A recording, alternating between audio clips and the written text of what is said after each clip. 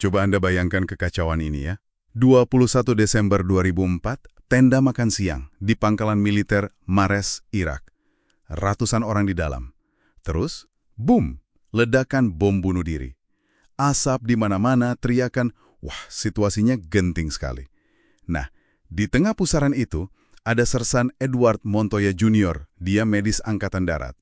Pertanyaannya nih, gimana caranya dia bisa bertindak efektif banget di bawah tekanan kayak gitu? Ya luar biasa itu ya, bagaimana Serjan Montoya dan nanti juga Rumah Sakit Tempur yang menangani 91 korban itu, mereka semua bersandar pada serangkaian aturan sederhana, kita kenal istilahnya triage. Dia nggak panik, dia cek sistematis tanda vital, nadi, respons tekanan darah.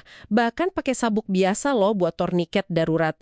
Terus dia prioritasin penanganan. Aturan ringkas inilah kunci mereka bisa selamatkan banyak nyawa padahal sumber bahayanya terbatas banget. Ini beda jauh sama penanganan korban massal zaman dulu kayak perang sipil Amerika yang cenderung serampangan. Oke, ini menarik banget buat kita gali lebih dalam.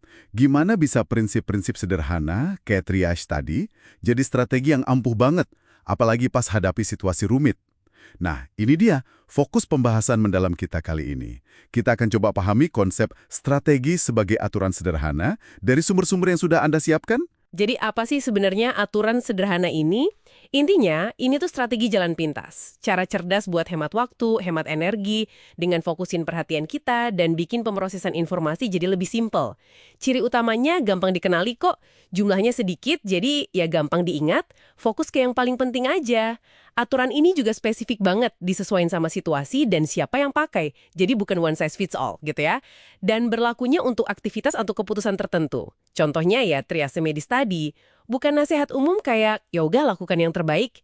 Intinya, dia kasih panduan jelas, tapi tetap ada ruang buat kita menilai situasi dan fleksibel. Beda banget ya kesannya sama kecenderungan kita yang malah suka nambah kerumitan. Kayak contoh kode pajak Amerika yang Anda sebutkan itu.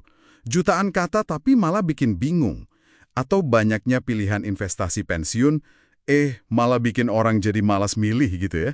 Jadi kompleksitas itu malah bisa jadi bumerang. Tepat sekali. Seringkali kompleksitas itu malah mengalahkan dirinya sendiri. Nah, disinilah kekuatan aturan sederhana muncul. Pertama, fleksibilitas. Aturan yang ringkas, itu memungkinkan kita adaptasi cepat sama perubahan, terus bisa nangkep peluang. Contoh klasiknya itu para Jesuit di abad ke-16. Cuma dengan beberapa aturan inti di dokumen formula mereka, mereka bisa nyebar ke seluruh dunia loh. Adaptasi sama budaya yang beda-beda banget, dari India sampai Jepang. Jalankan misi yang beragam. Sesuatu yang susah dilakuin ordo lain, yang aturannya tebal dan kaku banget. Wah, jadi bukan karena aturannya detail ya, tapi justru kerangka sederhananya itu yang bikin mereka lincah gitu ya. Bisa adaptasi di mana-mana. Terus, gimana dampaknya ke kualitas keputusannya sendiri? Nah, ini poin kedua. Aturan sederhana itu seringkali hasilnya keputusan yang lebih baik, terutama kalau informasinya terbatas dan waktunya mepet. Mereka bantu kita hindari overfitting, itu loh, kalau kita lihat pola di data masa lalu yang sebenarnya cuma kebetulan. Kayak korelasi aneh antara tinggi hak sepatu wanita sama resesi, padahal keliru. Aturan sederhana maksa kita fokus ke faktor kunci. Contohnya nih, aturan investasi 1N, bagi rata aja investasi ke semua pilihan yang ada. Kedengarannya simpel banget kan? Tapi studi nunjukin aturan ini ngalahin model portofolio Markowitz yang rumit banget dan menang Nobel itu dalam 79% kasus. Wow, ini benar-benar menantang asumsi kita ya. Ternyata di dunia finansial yang super rumit pun, kesederhanaan radikal bisa jadi pemenangnya. Pelajaran penting ini. Ada lagi kekuatannya? Ada lagi. Aturan sederhana itu juga memicu tindakan dan ketekunan. Karena gampang diingat dan diikuti, orang jadi lebih mungkin menjalankannya.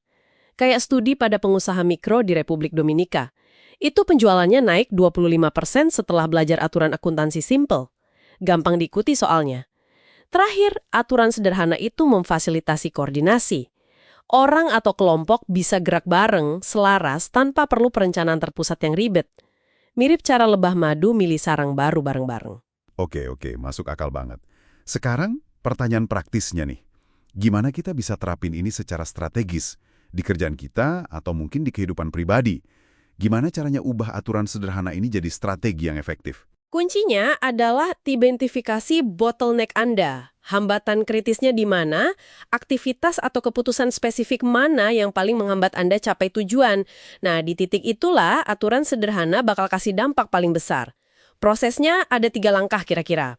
Pertama, pahami dulu apa yang paling penting buat capai tujuan Anda. Apa sih yang menggerakkan jarum? Kedua, identifikasi bottleneck krusial di proses itu. Ketiga, baru deh bikin, uji, dan perbaiki beberapa aturan sederhana yang spesifik buat ngatasin bottleneck tadi. Jadi fokusnya di titik krusial itu ya, bukan di semua hal. Ada contoh nyata nggak gimana ini diterapin? Ada. Sumber Anda nyebutin contoh dari perusahaan di jaringan YPO, yang President's Organization. Misalnya eToro, platform trading sosial itu. Mereka sadar kalau interaksi sosial antar trader itu jadi bottleneck.